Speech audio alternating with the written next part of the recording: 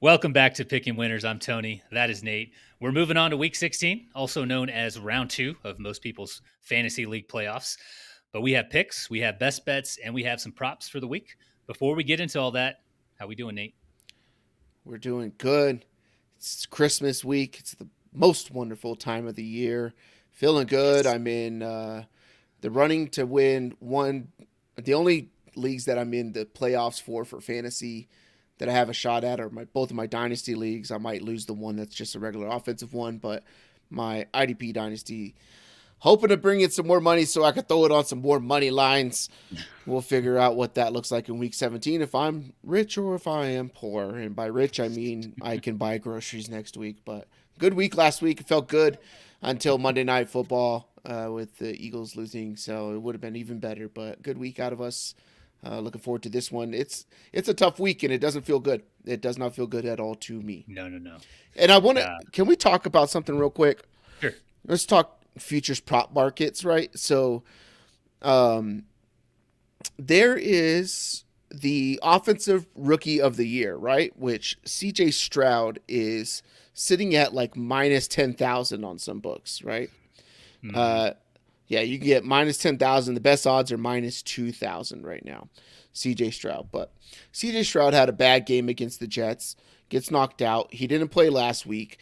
Who knows if he's going to play this week because he's still in the protocol, and I don't believe he is practicing whatsoever, too. Not yet. So that's 3 weeks that he's out. Say Houston loses this week, they fall out of playoff contention. Do they bring back CJ Stroud to play the final 2 games of the season? And I ask that because if you don't believe that they're going to bring back CJ Stroud, can a guy win Offensive Rookie of the Year not playing practically a third of the NFL football season? Hmm. That seems pretty. I don't think anybody's ever done that, right? But you got Puka Nakua here, and I may have a Puka Nakua ticket from a while back, also. So, but Puka Nakua is sitting here, and maybe we're gonna get into the Rams in a little bit, but since they're the first game on the slate, but Puka Nakua, you can get at plus 3,000 at Bet Rivers right now, so 30 to 1 odds on Puka Nakua. He needs 5.5 catches over the next 3 weeks per game and on average 104 yards per game also to Hmm. break both of the rookie reception and the rookie receiving yards records that uh, let's say Justin Jefferson didn't break, Jamar Chase Hmm. didn't break. Hmm. None of those guys have broken. And had Matt Stafford realized that Puka Nakua was on the field when Cooper Kupp came back because he just completely ignored him after that. And it's like, wait a minute, this guy's tearing up the league right now. He Yeah. probably would have been sitting at needing 2 catches a game and maybe 50 yards or something like that because he completely went absent in those first 4 games when he came back. I think there's some value there if you don't believe that CJ Stroud's going to come back, and if you have Houston losing this week, which I think the majority of the public does, or the majority of the books do as well. Yep. I think there's some decent stuff to gain there. Also on the Brock Purdy train, um, you got Brock Purdy up there for MVP. A lot of people don't think he's the MVP. Maybe it's a running back or something like that. I don't think that there's anybody else other than maybe Lamar has a real shot. I think right now, if Lamar can put up a big game on Christmas against this 49ers team on the primetime stage at the end of the year, he ends up being the AFC one seed, or something like that. That's what it would Um, take. that's what I think what it would take. So if you think Yeah. Baltimore can win this week, I think your odds are going to be better for Lamar MVP than you're going to get out of them winning the game itself. It's only 2 to 1 for them to win the game this week, so I'm sure you'll get way better odds for MVP. Hmm.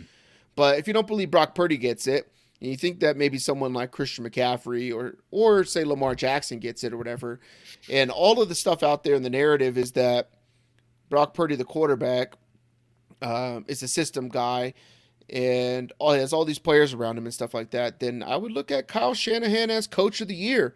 Someone on this Niners team has to win an award. You have Brock Purdy, Christian McCaffrey, or Kyle Shanahan. They usually don't give it to a guy who's expected to have a decent team or whatever. But if you're going to null and void every other type of thing, say Tyreek breaks the 2,000 yard mark or something like that, and he'll do it in 16 games if he does it because he missed last week Yep. against the Jet. Was it against the Jets? Yeah, it was against the Jets. It was. Um, if he ends up with that, and Brock Purdy doesn't win MVP, Kyle Shanahan has to be the coach, because you can't not have two of the best performing players in the entire NFL not get an award and not give it to the coach.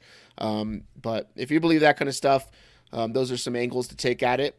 And remember that you're not handicapping, when it comes to awards, you're not handicapping what is seen on the field. You're not handicapping the performance or how valuable Christian McCaffrey is or how invaluable people believe that Brock Purdy is or anything. That you're handicapping voters. You're not It doesn't matter what your opinion on who the most valuable player is, or what the anchor on SportsCenter or First Take or Get Up or whatever it is says about who's more valuable. It matters who's going to bet, and that's who you're handicapping. And those people see MVP as a quarterback award. That's straight from their word of mouth, their actual mouths and stuff like that. I believe the guy who invented DVOA, right? He's a voter, and he's allowed to vote on everything. And he's come out and said that he'll never vote for a non-quarterback because it's the most valuable position. So if you believe that, and you look at advanced metrics from a guy who does DVOA, his vote's Brock Purdy. It has to be, because that's what he believes in and stuff like that. So you're handicapping voters, you're not handicapping performance on the field. That's just something to take away from it. But I do like me some DVOA, and I do like me some Puka Nacua. So yeah, I think he has a shot, unless we're treating the Offensive Rookie of the Year award also as a quarterback award these days. And if he does, the DVOA guy. And if he does come back, right? Like if he has stinker games, like I think he only needs one decent game out of him, right? Yeah, sure. Out of CJ Stroud to win the award. Yeah, but I think there's some decent value there at 30-1. I like it. I'm biased, but all right, I like that. So let's do a quick recap of Week 15 for the picks. We did well. I went 11-5, up 3 units. Nate, you went 12-4, so you gained a game on me there. I think we're tied for the season-long record. You're up 5.6 units on the week last week. Again, you mentioned could have been a lot better had Philly pulled it off. So we'll still take the green, but what could have been for us on Monday Night Football. For best bets, I had Jahmyr Gibbs' longest rush at 13.5 yards. He crushed that with another 20-yard carry, I believe. Nate, you had OBJ over 37.5 receiving yards. That did not hit. Baltimore really didn't need to do much through the air. And what they did do, for whatever reason, was through Rashad Bateman and a little bit of Isaiah Likely. Any commentary there before we move on into the picks? Just a year too late on Rashad Bateman. Right? One of my favorite dudes last year going into the season. But the Baltimore passing game is kind of lackluster, and a lot of it seems like it's really based off of nobody trying to get pressure on Lamar, just trying to contain, and then him make a bunch of little zigzag moves in the pocket and hoping that one guy comes in and then he can get out. And then that's kind of their passing game right now. They excelled really well at the short passing game, but earlier in the season. But man, that OBJ one really hurt. Like everything was there. So, but a loss is a loss. You're going to lose. You're going to win. Just hope you win more times than you lose. And that's what you've been doing this season. So well done despite the loss. All right, we're recording this on Wednesday, December 20th. Every team is playing this week. So we are going to get the Thursday night game in here. No buys. But we'll kick things off with New Orleans at the Rams. Rams are favored by 4.5, over-unders at 46.5. What you got? Rams are currently in the playoffs right now, 7th seed. That's right. Yeah. I think that if there is a team that can, it sounds crazy with what's going on this year. If there is a team that can potentially challenge the 49ers in the NFC, it might be this Rams team, because they have excellent weapons on the outside. They're able to run the ball now, and they're playing at a really high level. They're familiar foes. Sean McVay doesn't lose to Kyle Shanahan in the playoffs. Whatever, it was like one time, but I think the Rams are rolling. New Orleans, classic team with a hurt quarterback who matriculates the ball down the field. They have 12 play drives just to stall out within the red zone and kick field goals. And that's what they're going to do. And I don't think you can kick field goals against this Rams team right now. You got Puka Nacua, like I spoke about earlier, going for records. I think Matt Stafford knows that. I think those guys know that. They know those incentives and records and stuff like that, especially at the end of the year. If you're going to be able to win games, just feed dudes targets and stuff like that. I think the Rams run away with this one on Thursday night. I think there's going to be a lot of points in this game as well, too. So 46.5 looks good, too. I'm on the Rams side here as well. It's impossible to predict exactly what version of Derek Carr we're getting next week in, week out, and then trying to predict when he has, a ceiling game. I think that's even more difficult. I believe that's what it would take for Carr and the Saints to keep pace with the Rams, just the way the offenses have been playing. You kind of mentioned some of their struggles, kind of in the red zone, but I've also got the Rams winning this game at home. All right, moving on to the Saturday game. We got two of them. Saturday games. We have two. First one is Cincinnati at Pittsburgh. The Bengals are favored by 1.5 on the road. Over-under is very low. It's at 37. What are you doing with this one? Don't these guys know it's Christmas? Like, it's bad enough. We got 3 games on Christmas. Christmas is meant for the NBA. But now Thursday night, Saturday night, all day Sunday, Christmas Eve. Like, man, we're trying to do Christmas stuff, right? But we could do Christmas stuff, bake cookies, and all that kind of stuff while having the games on. If you're in a family home and stuff like that, maybe consider just muting the TV, have the games on, mute the TV, play the Christmas music in the background or something like that. But I'm going to take Cincinnati in this one. I don't care that it's on the road. I think it is actually an advantage for Cincinnati to be in Pittsburgh for this game, because as soon as this team in Pittsburgh with Mason Rudolph as a quarterback is a 1.5 point dog to the Cincinnati Bengals team. And I get they struggled and they had to come back like miraculously and win ball games in overtime in recent weeks with Jake Browning. But as soon as that team goes 3-and-out, or Mason Rudolph first drive fumbles a snap, gets hit, fumbles the ball, turnover, Cincinnati's got it, all the boos are coming. Pittsburgh is tired of Mike Tomlin. They don't care that they've been over 500.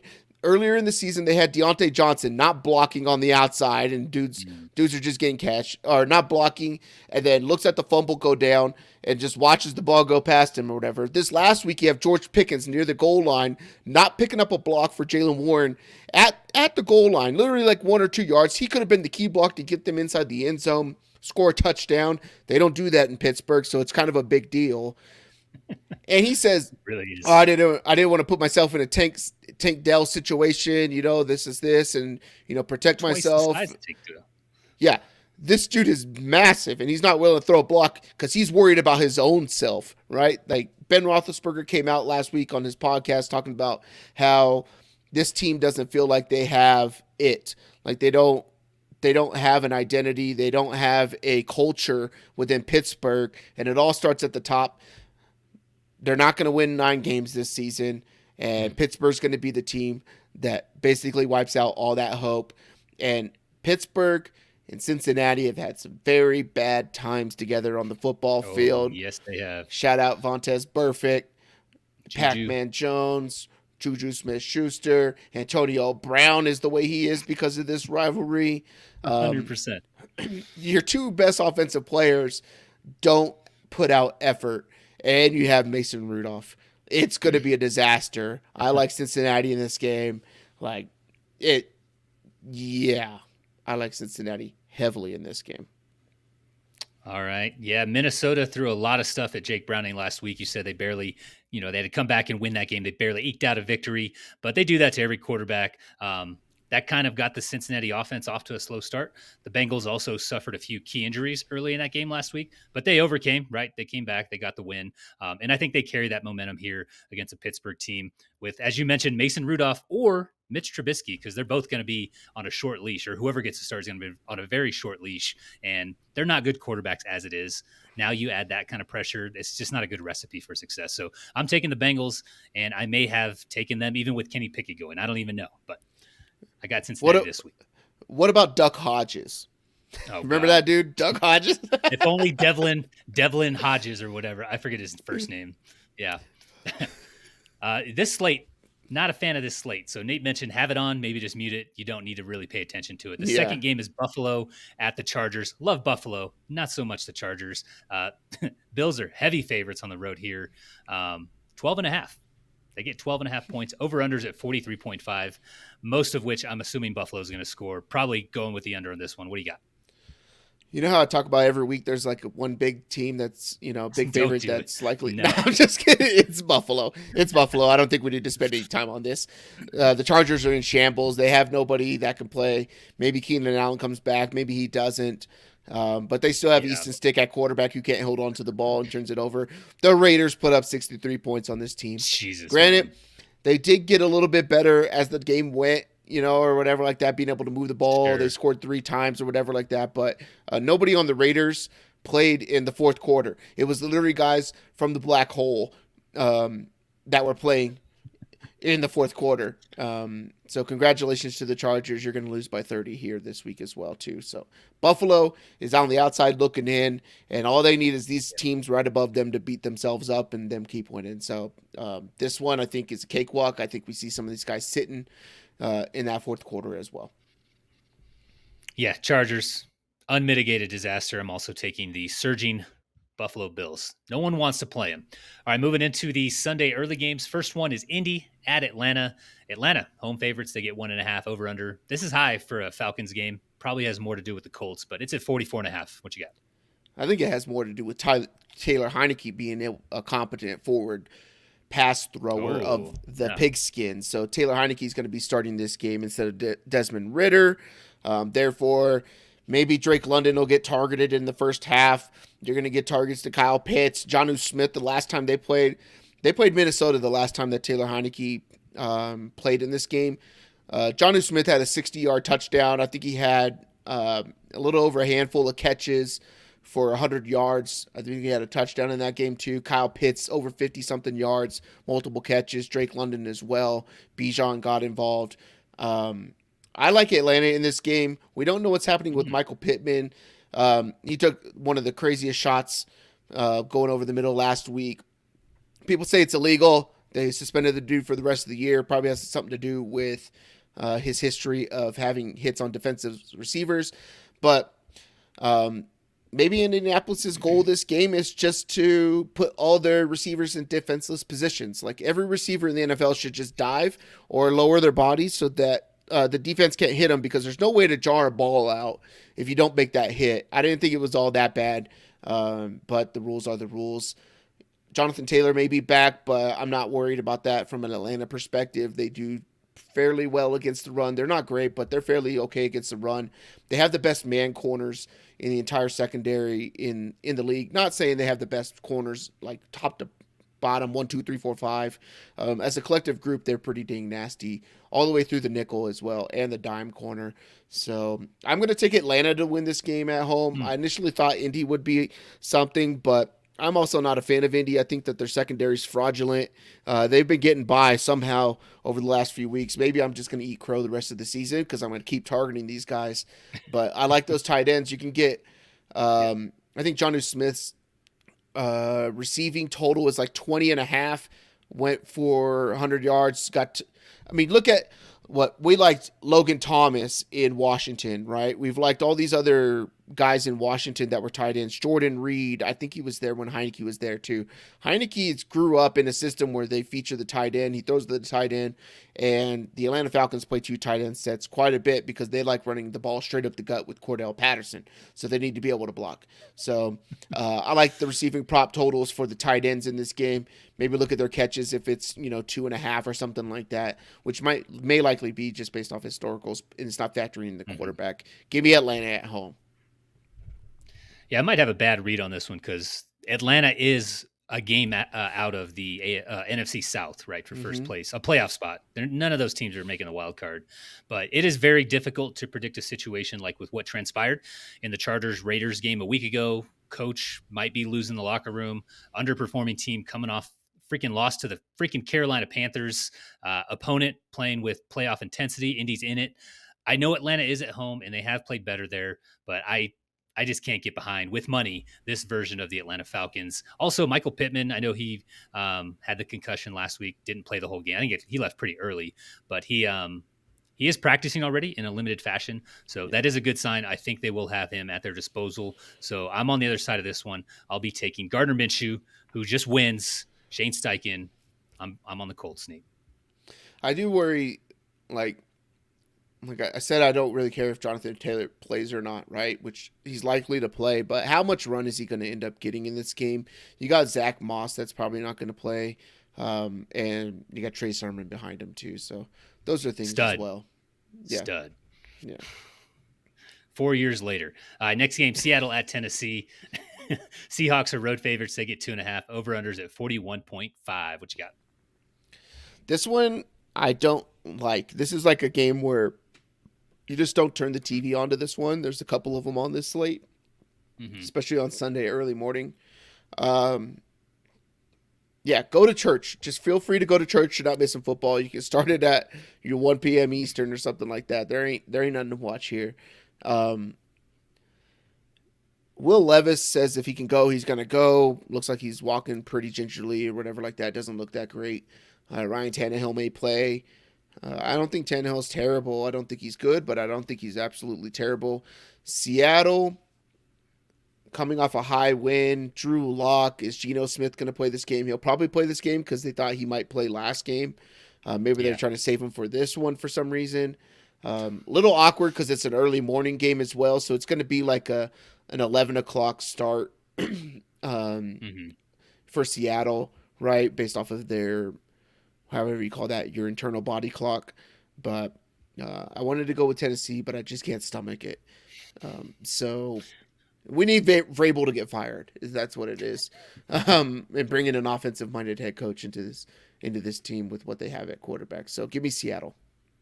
Yeah, I tried to get behind Tennessee last week. Did not work well. Did not work. They lost to Houston with who was the backup there? Oh shit, Case Keenum. Case Keenum led Houston Texans without Nico Collins come on, man. But yeah, Tennessee, another dumpster fire. And the DNP for Will Levis today doesn't exactly instill any confidence. He got bent backwards, looked really bad. I believe it was the ankle.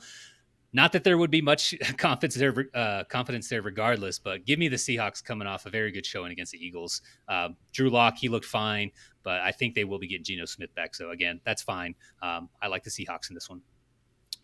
Next game, Detroit at Minnesota. Lions are road favorites. They get 3 over-unders at 46.5. What are you doing here? Oh, man, the Lions get smoked, and then all of a sudden they smoke the Denver Broncos, which everybody's high on to – maybe compete for the division, and I know we mentioned that a little bit. But I think we all understood that was kind of some satire there and some preseason love that I have for the team that I'm trying to will, but it's not there. We talked about how over that 4 games in 4 or 5 that they won in a row, they had 12 turnover, like a plus 12 turnover differential, and then they went and got smacked in Buffalo, and then they went and got smacked in Detroit. I don't think Detroit's that good. Minnesota, I think they're going to run the hell out of the ball straight at Aiden Hutchinson in this game and then burn this team with play action. They're at home, Minnesota is.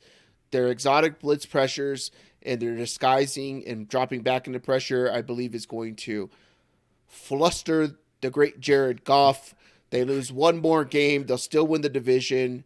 But I think that Minnesota wins this one at home against the Detroit Lions. And everybody remembers, yes, Jared Goff, you threw 5 touchdowns last week. You ruined everybody's fantasy football championships. He did.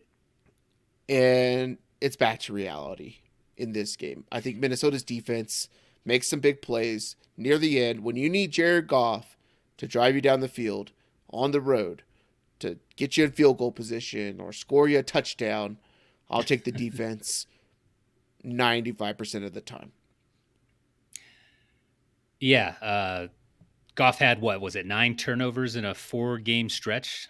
Not great. Over 2 a game. Not ideal if you're trying to win football games. But Minnesota is on quarterback number 3, and it was an admirable performance from Nick Mullins. But that game last week was largely Ty Chandler torching that Bengals defense. I think they lost dudes at the first, second, and third levels relatively early on. Talked about how that kind of threw off Cincinnati early. But this week, Jared Goff, Detroit, they get to play indoors. That's a much better climate for Jared Goff. Trust me, I've seen him play for many years.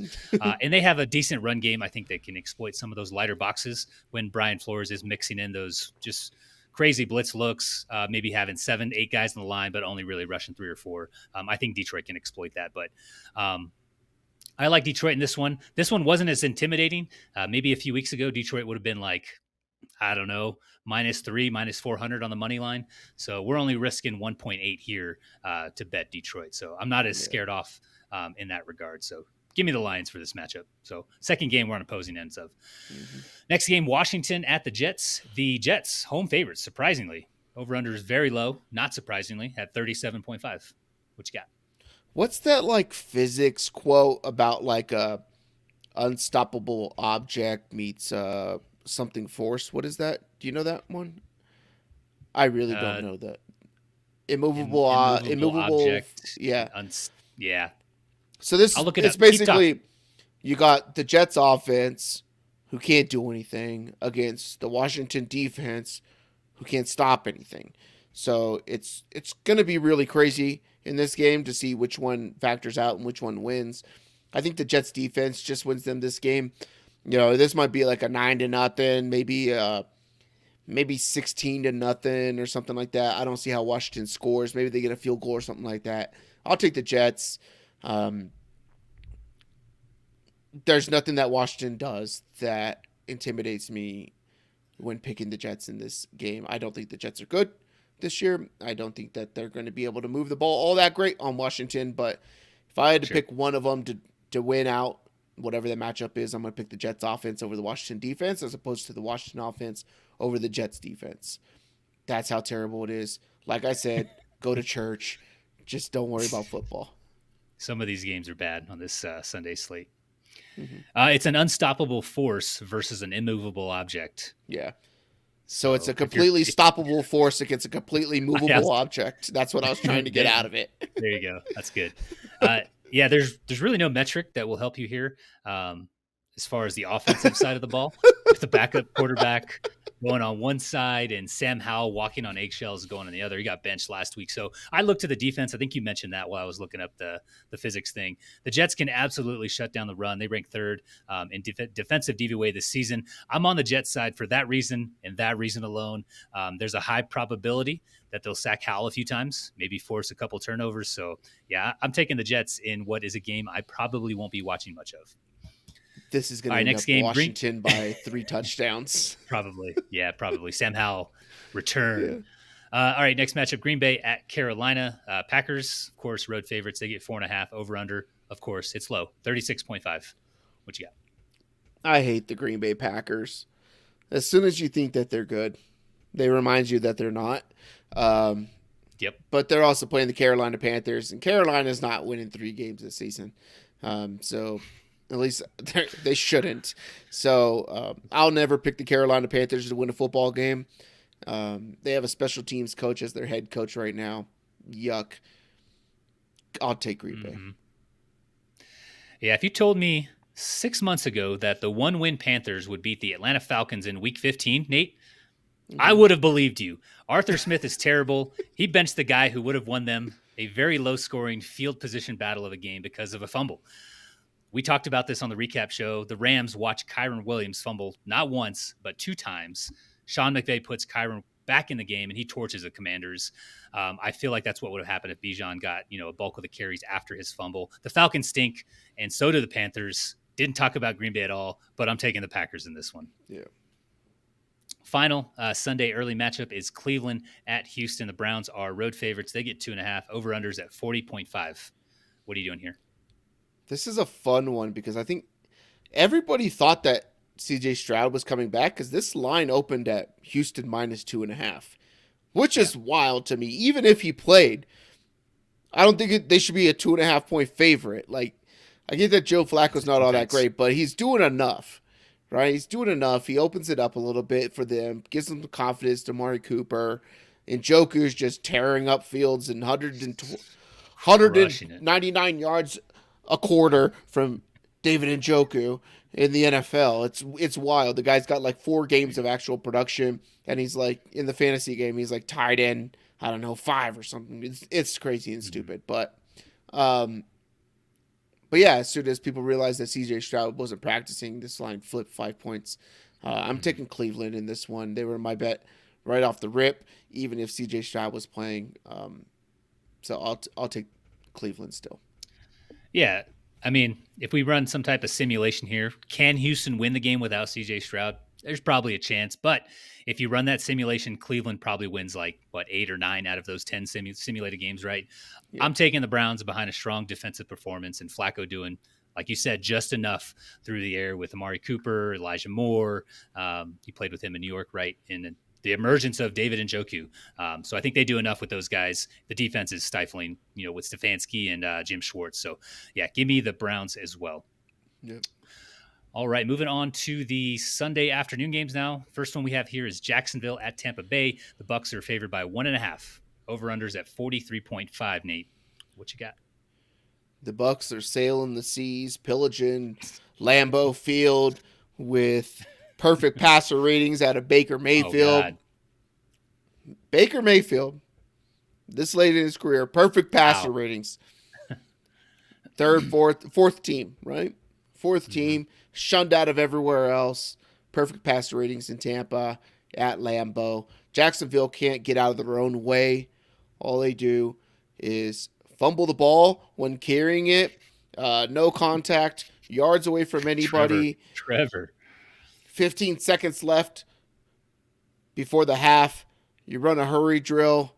And instead of spiking the ball, giving yourself 1-2 shots at the end zone, then kicking a field goal before the half, you throw an out route short of the goal line and way too short of the sideline. Guy gets tackled in bounds.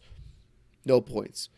No clue what's happening there. Don't think Trevor Lawrence is playing at a generational talent level. We haven't seen that at all throughout his entire career yet. But with that said, I think that Jacksonville fixes those things this week. You got other teams that are competing for seeding in the AFC. Jacksonville needs to get a win, secure the division, and then they can figure out what's going on the rest of the time. I think Tampa coming off that high in Green Bay, everything with Baker, everything that's bad, this just feels like one of those get-right games and remember who you are type of games, and I will take Jacksonville to win it on the road. All right. So, disclaimer, I was on the Jacksonville side up until this afternoon. This is a tough one to pick for me with no Trevor Lawrence practicing this week. He's obviously got the ankle, right? The high, medium, low, wherever the ankle sprain was. I think it was somewhere in the middle. Yep. It was high. He probably wouldn't be playing. But he went out last week with a hit to the head, I believe. He did return because good players they shake off concussions like it's nothing. But he missed today's practice due to the concussion. So him playing right now is 100% up in the air. I think Tampa is playing decent enough football to take out, if Trevor doesn't play, a CJ Beathard-led team. I'm going to change my pick from what I had Monday and take Tampa at home to win. But this would be one where I'm checking the injury report Friday, looking for at least a limited from Trevor Lawrence. If he logs a limited Thursday, Friday, he's probably going to play. But I won't change my pick. I'll stick with Tampa Bay to win this game at home. It's wild that he got put into the concussion protocol after the game. Like, that makes no sense that he got put into. Come on, man. Yeah. But he literally, after the game was done, the league put him in concussion protocol. Like, it happened during. It happened during the game, right? I don't have a concern with CJ Beathard. Maybe it's because I'm a Niner fan, so I like everybody who's been a Niner backup quarterback, right? But a couple weeks back, when they played Cincinnati and they lost in overtime to the Bengals, right? CJ Beathard had to fill in for Trevor Lawrence in that game. He went 9 of 10, 63 yards, not too bad. Had a little bit of rushing upside as well, too. So I have some faith in CJ Beathard. A lot of dink and dunk, which is where I think you can take advantage of some of this Tampa Bay defensive secondary. You don't want to go over the top over those guys. Like, they got some pretty dope safeties. So, for sure. All right, next game here, Arizona at Chicago. Bears are favored. Haven't said that much in 2023. They get 4.5 at home. Over-unders at 43.5. What you got? I'll take the Bears. This defense is coming together a little bit. I think that this team is showing out to say, hey, bring us a real coach because we could play ball. And I think Eberflus is done. They bring in an offensive head coach next year. But I'll take Chicago to beat the Arizona Cardinals. I think Arizona's kind of sketchy because you got Kyler still, right? So maybe you parlay both the Russian props of these quarterbacks. I don't know. Like, that'd be kind of cool to see, right? quarterbacks just running all over the field and stuff like that. But Mhm. Arizona plays in Arizona where it's nice and balmy. Balmy is a warm word, or that's a cold word? I don't know. But it's I nice think and it's a warm warm. word. It's a warm word. It's nice and balmy. You get those mid 60s, 70s in the wintertime. I get that this desert, it can get cold at night, but during the day, it's fairly nice. And now you get to go to the winter in Chicago, Soldier Field. No good facilities there either for the home or the away team, but the home team's used to it. I'll take the Bears to get a win at home. Balmy, adjective of the weather, pleasantly warm. The balmy days of late summer. There you go. I know anything that starts with ball. So this one being at Soldier Field, the Bears defense being very good since the Montez Sweat trade. Justin Fields playing pretty decent football. All of that stuff combined has me leaning Chicago. Arizona, they have nothing outside of Trey McBride. We talked about this a week ago or 2 weeks ago on the recap show. Nothing outside of Trey McBride to catch the ball. With all the injuries there, they're mounting. So it's going to be tough for Kyler. I'm also taking Chicago here. All right, final Sunday afternoon game. This is Dallas at Miami. I think I'll be watching this one. Miami, favored at home. They get 1.5, over-unders high. It's the highest. I think this is the highest on the week at 50.5. Who are you taking? You know what we call this game, right, Tony? It is college football bowl season, and this is the Bully Bowl. Both teams just bullies. But one of them's got to beat the other one. Maybe this game ends in a tie. Yeah. Can we pick a tie? This is one of the harder ones to pick on the entire thing. For me, this is harder than picking, like, I don't know, Minnesota over Detroit or, some crazy Jets in Washington and stuff like that. This one's tough. What version of these teams are we getting? Yeah, you don't know. I think that Tyreek Hill sat out last week to make sure that they didn't re-injure anything to play this team.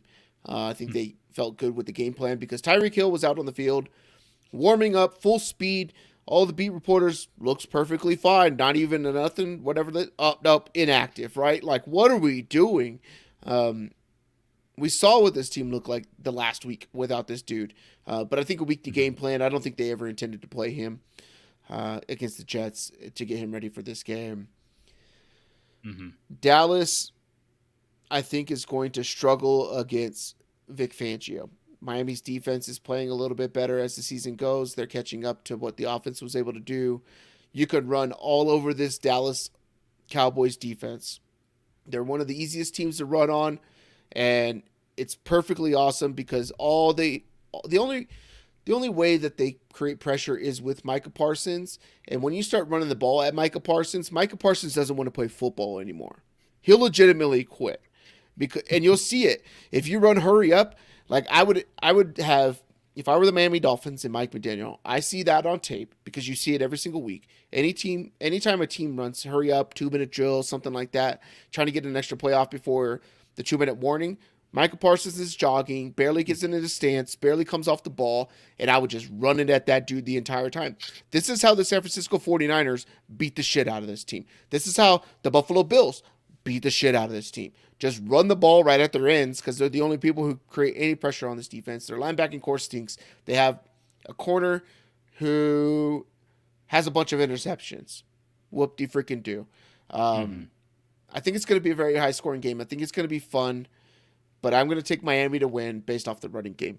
This one could get crazy ugly, and then at that point, everybody's like, oh, yeah, remember when Dak Prescott was the MVP candidate, up front leader 2 weeks ago? Yeah, never again. When you need Dak Prescott, just like Jared Goff, you need Dak Prescott to make a play for you at the end of a football game to win one against a tough opponent, you're getting an interception. It's just how it goes, and that's what's going to go on here. I'll take Miami at home. Yeah, I'm not going to say anything you just said about Micah Parsons isn't true, but I think it also helps when you have your fullback dive into Micah Parsons' knees after a play's over. Did you see that? It's like one of the first or second possessions for the Bills. It was pretty wild. I didn't see him get pushed or tripped. He just kind of dove after the play had kind of I think James Cook ran the ball. He got tackled. And then, after that, Micah walked off the field, and he really wasn't the same after. But those things you said, they are true. I wanted to make a comment about that because I thought it was You're kind of not a weird. Dallas Cowboys fan anymore, Tony. I'm not. You I'm don't not. have to But defend this shit organization. I'm a neutral fan, and I saw that. I was like, what the hell is that? Where did Yeah. Reggie get? Because he started the play on the left side, and he somehow came all the way around the line and ended up jumping into Micah Parsons' knees when he was just standing. I was like, what are you doing? What is this? Yeah. But anyways, you and I both consider Miami to be a contender. We think they're going to make a playoff run here. Dallas has had issues with contending teams. Look no further than the box scores against the 49ers or Bills. I think Miami's able to do what Buffalo did. They can run the ball well. Dallas is 19th so far against the run in 2023. And I think Miami can hit explosive plays when they need to. If the Dolphins can do that, keep Dallas one-dimensional. We saw the effect that had on them last week. Wasn't good for Dallas. Also worth noting, Cowboys stud center Zach Martin is dealing with a quad injury. Took him out of the game last week. Not practicing so far. If he doesn't go this week, good luck dealing with Wilkins, and those other guys on that Dolphins front. I'm also taking the Dolphins here at home. All right, moving on to our Sunday night game. So getting into the primetime games, New England at Denver. Denver home favorites. They get 6.5 over under. This one might be the lowest one of the week at 34.5. Who you got? I think this line is criminal. It was almost going to be my best bet to take the New England side here because this opened up at Really? Oh yeah, it's at 6.5 still. That's a lot of points for Denver to lay. That's a lot of points. I think Denver just wins this game. I don't think that they're good enough. You got turmoil with Sean Payton and Russell Wilson. I don't think that's going to work. New England seems to be a passing team. They were able to run the ball last week with Zeke Elliott, but I don't think they win. Christmas Eve night, you're on the road. You're playing Denver. Yeah, you playing cold in New England, but it's cold here too. You ain't got no air to breathe. I don't know. I take Denver, but it feels ugly. It feels nasty. I wouldn't be surprised if they lose. I think it's way too many points, though, for Denver to lay against the Patriots. Mm-hmm. And this is 2.95 units for us to get this W here. I'm looking at it now with the analysis I have, and I'm like, man, the plus 240 is looking pretty good, Nate. It's looking pretty good. New England has some pride. You can give them that, right? So they won't do what the Chargers did last week or 2 weeks ago, but they're outmatched against this Broncos team. Their only hope, I think, if they want to win, is getting the run game going, building a lead, and just playing from ahead. Denver does give up $146 on the ground per game. That is the worst in the NFL. Outside of that, though, I think Denver has success through the air. I think they're able to run away with the game. It's also worth noting that the Patriots are a bottom 3 team, turning the ball over on defense, and then bottom 3 in sacks. So when Denver has struggled, it's been when they've been getting a lot of pressure. That offensive line has been letting up a lot of pressure. So New England really hasn't done that. I don't think Matt Judon, I don't think he's playing right now. So I'm not too concerned with that. I think Denver wins, maybe not covering here, but I have them getting the win. But yeah, that 2.95, bookmark this. It's probably going to bite us in the ass this week. Yep. Yeah, damn it. All right, getting to the Monday night game. So Christmas triple header, not one game, not 2 games. We get 3, Nate. First one is Las Vegas at Kansas City. The Chiefs are home favorites. They get 10. Over-unders at 41.5. What you got? This is the matchup you think about when you think about Christmas. Say, hey, what are you gonna do on Christmas? Like, man, I really wish the Chiefs and the Raiders were playing. Raiders, that was fun. I think they're gonna get smacked by Kansas City. I'll just take the Chiefs here at home on Christmas. One team wears black. That is the color of the depths of the core of the earth. It is very dark there. Christmas is about bright red, white, little snow. Santa wears red. Santa wears red. And Santa wears white. So does Patrick Mahomes. The Chiefs. I take the Chiefs here. Outstanding analysis. Outstanding. Chiefs are in playoff mode. They likely aren't getting the 1 seed, but to seal the division and, a 2 or 3 seed, they need to win these games down the stretch. Looking for strong Rashee Rice production and the defense there to make O'Connell look like the backup that he is. I think all of those things will come to fruition.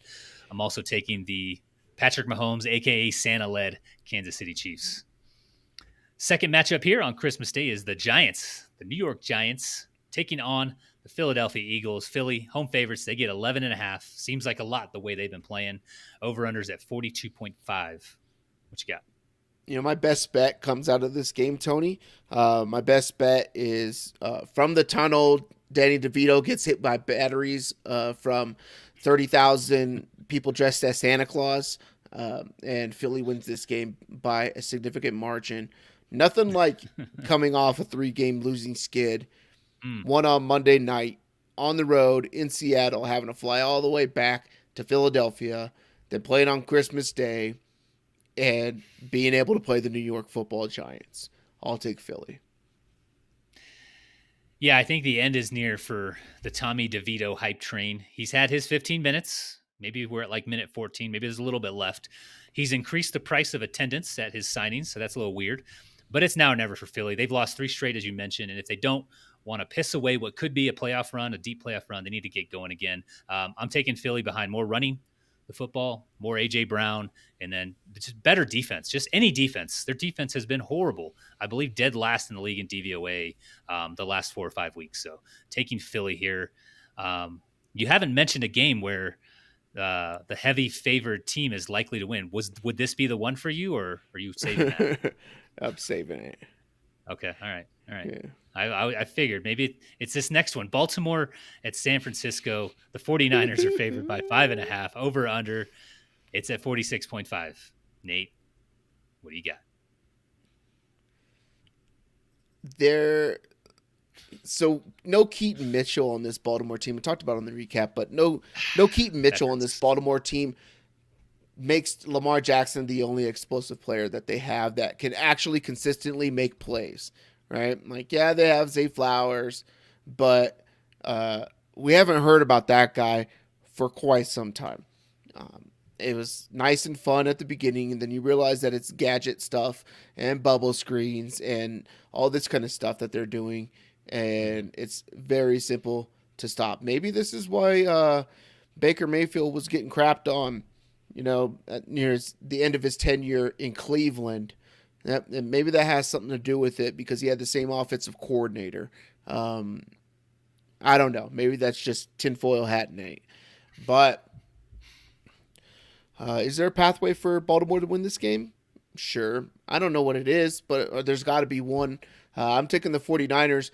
Baltimore Ravens came out this week, I believe it was today, in the press conferences talking about how they felt disrespected because they were an underdog against the 49ers on the road Christmas night in the Bay Area against the 2023 San Francisco 49ers, and that they were an underdog.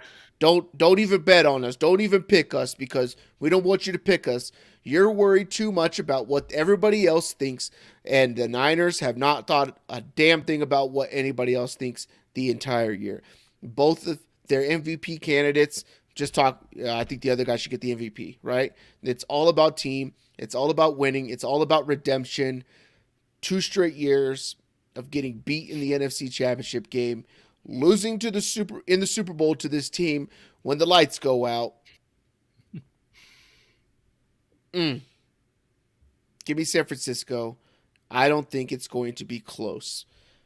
I don't think that the only way Baltimore could do something is if Lamar runs, and running quarterbacks have given the Niners some trouble. Kyler gave them some trouble last week. The Arizona Cardinals, I believe, ran for 200 yards. Was it 200 yards? Or was it 140 yards? They ran for a lot of yards on the Niners last week compared to what the Niners normally give up. I don't think Baltimore's doing that with Gus Edwards. It had to come out of Lamar, but you know who Lamar doesn't want to see? He doesn't want to see Bosa. He doesn't want to see Dre Greenlaw. Like, Dre Greenlaw will punch you in the face and your security guard. You don't want to see Fred Warner. Like, you don't want to see any of these dudes on the outside of the linebacking core as you're trying to run. I think it's going to be a bad showing. Anytime that you see a team talking about how they feel disrespected prior to a game about being an underdog and they think they're the best team in the league, that is the exact recipe down to the T. Not one more grain of salt for getting your ass whooped. Bang, bang, Niner gang. Niners are going to win this game. And I like the Niner team total over as well too. So You do what you got to do for whiteboard material. If they're not giving you got to make it up, Nate. It's very, very critical in the game the NFL plays here. So outside of a 3-game stretch that was littered with injuries, one of these teams has put together a consistent track record on both sides of the ball, offense and defense, looking like a Super Bowl contending team week in and week out. The other team has games where you scratch your head wondering what the hell is going on with either the defense or the offense. Just some games where one of those two phases just doesn't have it together. The 49ers on film, on paper, on chat GPT, whatever, they look like the more complete team, the aforementioned. And with the added benefit of the Niners playing at SoFi North this weekend, I'm going to go ahead and give the extra edge to San Francisco. I'm also taking the 49ers, not with as much enthusiasm as Nate, but I am on San Fran this week.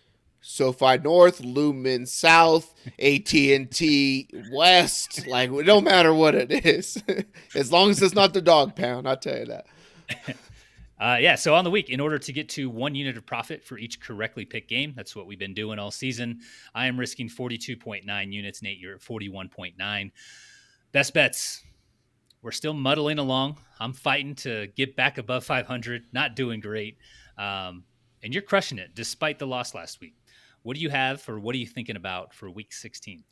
Yep. So shout out to everybody who listens when we post this thing, all the early listeners, because if you do play this and it wins, I'm not saying play it. I'm not like some fucking guru. Here's my picks, play my picks, fucking whatever at ya on fucking X Twitter or whatever like that, who's literally in a Prize Picks commercial. Literally in the Prize Picks commercial, tell you what to bet. Yeah. Fugazi 5s and surgical 6s and stuff like that. So follow him on Blue Sky. Yeah, follow him on Blue Sky. That's might be ran by Tony. But Thursday Night Football, I'm going with the Rams here. There's a guy named John Johnson III. He's started the last 3 games as their other safety has gotten injured. And they're playing the Saints, and the Saints are one of the better friendly tackling teams in the NFL. We talked about how they matriculate the ball down the field. They run a lot of plays. They run tons of plays. They're top 10 in tackles given up to opposing safeties. They've been top 5 in the last 4 weeks. They do not score near the end zone, so when they get these little dink and dunks and stuff like that, there's a lot more tackle opportunities going on there. Johnson, like I said, he's played pretty much all the snaps in the last 3 weeks since taking over the starting job. I think it's 100%. Last week was 95%. In the last 3, he's gotten 6 tackles and assists, 8 tackles and assists. Last week was 3 tackles and assists. Washington didn't have the ball, didn't maintain possession of the ball. A lot less possessions for the Washington Commanders and what they do. A lot of incomplete passes. Obviously, they benched Sam Howell in that game. The Saints are 5th in plays per game also. And a little known fact, and these things are fun when you're looking at tackle and assist numbers. LA scorekeeping historically, and this year it has continued on, has been the most friendly scorekeeping to assists in tackles. If you're within the hash mark of you're probably going to get an assist. If you're close, you fall on the pile, you're going to get an assist. Like when they had Bobby Wagner down there, Bobby Wagner, so there and Seattle is massive for giving assists out. Those Legion of Boom teams and all that they didn't really have that many tackles and assists. They got stuff for being right at the pile or tackling on at the end. They had nothing to do with the actual tackle. So with a friendly scorekeeper in LA, I'll take John Johnson III over 4.5 tackles and assists against the New Orleans Saints. Thursday Night Football. Hopefully it wins and I can go into Christmas, with a little bit of, $13 more in my wallet. Let's just, maybe I can go to the gas station in the morning, get me a Zyn or something like that to get me through the day. Cause I got to wake up the next day at like 2:30 in the morning and drive to an airport. So John Johnson. Crap. Yeah, I can't stay awake for fucking Sunday Night Football. Put something on damn New England. Like, I got to go to bed. All right. My best bet, looking at running backs again, since I've had some luck with these props this season. What I have for Week 16 is James Cook over 23.5 receiving yards. You can find that right now for minus 110 at Bet365. I like Bet365 because they post a lot of their props early. FanDuel, the one we shall not mention, you won't see those typically the day, maybe 2 days prior to the game. So we're trying to record these earlier in the week. Tough to find some of these props outside of like the Thursday night game, right? So I do like Bet365 for some of the early lines.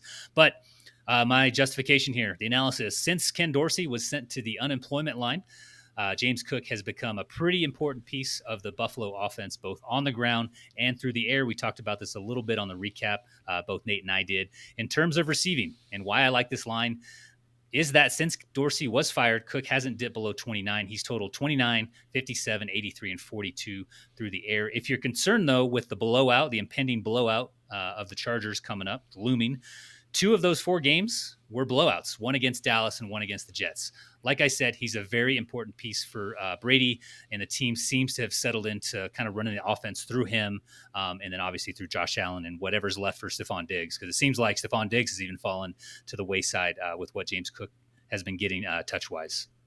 Yeah, he had Brandon Staley, 2 weeks ago came out and was like, do you think that this team still, believes in your message and all this kind of stuff? It's like, yep, this, we're all together. And then they came out and said, yeah, we quit against the Raiders just to get them fired. Mm-hmm. That's what it really felt like. They quit in that game. And then maybe at halftime they got notified that he's going to get fired because that's when they started scoring some points. Yeah. But I think I think Los Angeles has quit. I think the Chargers have quit on this season. I think dudes went out. They've also you'll have people making too. Austin Eckler's come out saying that he's trying to continue to put his resume together for free agency. No, dude. I think that you can get that probably in the first quarter. So I think that's a good one. That opened up at like 21.5 also. So that's going to get steamed into the 25s. So yeah, I think I've seen it at other places already at 25 or 26.5. So yeah. Awesome. Any closing thoughts? I know you dropped some props up there, future stuff. Any thoughts though before we close? Nah. I think it's good for. I always say nah, and then I talk. Not about the betting side, but I do the same thing. Enjoy the holidays. Enjoy Christmas, whatever you celebrate. Yep. Spend some time with your loved ones. Maybe if you have the games on, mute it and play some Christmas music. You don't like listening to announcers anyways. They're just going to piss you off, but enjoy that time with your family. Thank you guys for watching. It's been cool seeing what we've been able to, like, when you're going to have, even our channel, like, 20, 30, 40, 50 views at some videos or whatever like that. It's pretty weird if you were sitting in a room talking sports like you and me, Tony, and there's like 50 people around us just watching and listening, and that's what it feels like. So weird. But it's cool. Just want to say thanks and Merry Christmas to everybody, and enjoy your time. Yeah, as always, thank you guys for listening, watching, following, all the above. But rating us in the comments. We love it. We're reading it. We'll respond to it. We do appreciate the feedback. Best of luck in your fantasy and sports betting endeavors. And then we both wish you have a very, very Merry Christmas, Happy New Year, Happy Festivus, all of the above. No. If you're a Festivus supporter, that's the good way to turn people against Festivus. Just put the word supporter at the end of it. It's pretty fun. Yeah. The grievances will be aired next time. Festivus is not on the ballot for December this year. Nate's put his tinfoil hat on. All right. Until next week, we'll talk to you guys later. Love you. Bye. Love you. Bye.